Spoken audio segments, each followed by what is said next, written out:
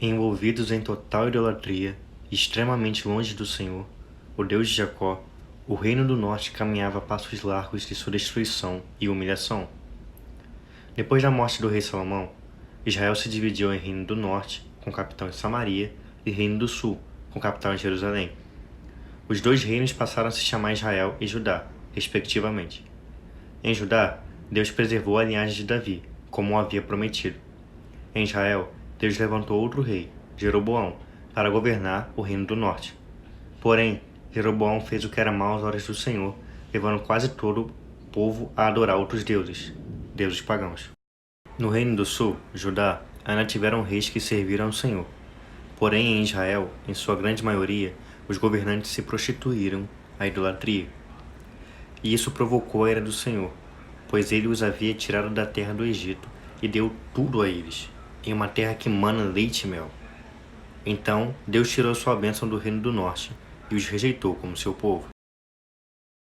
No reinado de Oséias, em Israel, depois de mais ou menos 200 anos de apostasia do reino do norte, veio o rei da Assíria contra ele e o fez de servo.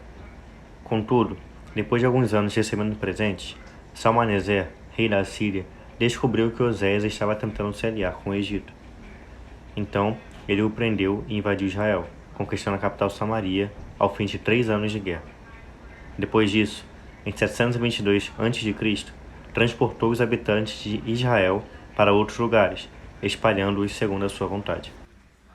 E no lugar deles trouxeram estrangeiros, povos estranhos de cultura idólatra para habitar em Samaria, no lugar dos filhos de Israel.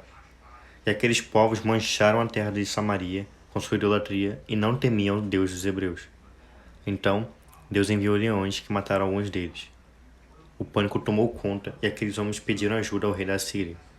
Então, ele enviou para Samaria um sacerdote israelita que fora levado cativo para ensinar o costume dos hebreus, ou seja, a adoração ao Deus vivo. A partir daquele momento, os novos habitantes de Samaria passaram a temer ao Senhor e a reconhecê-lo, porém, ainda serviam aos seus deuses. Eles temiam ao Senhor e serviam seus próprios deuses, segundo o costume das nações de onde haviam sido levados cativos.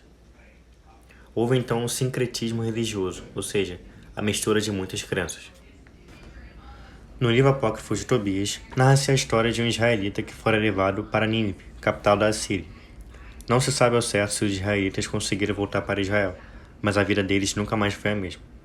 O reino do sul, Judá, permaneceu independente 135 anos depois da queda de Samaria, até vir Nabucodonosor e destruir Jerusalém. Depois de 70 anos de cativeiro babilônico, o povo judeu retorna para Jerusalém e começa a reconstruir o muro em volta da cidade. E Sambalate, governador de Samaria na época, foi um dos principais opositores dessa obra.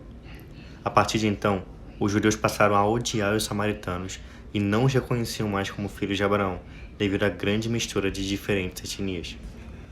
Jesus quebrou essa barreira entre judeus e samaritanos quando dialogou com a mulher samaritana e pregou em Samaria.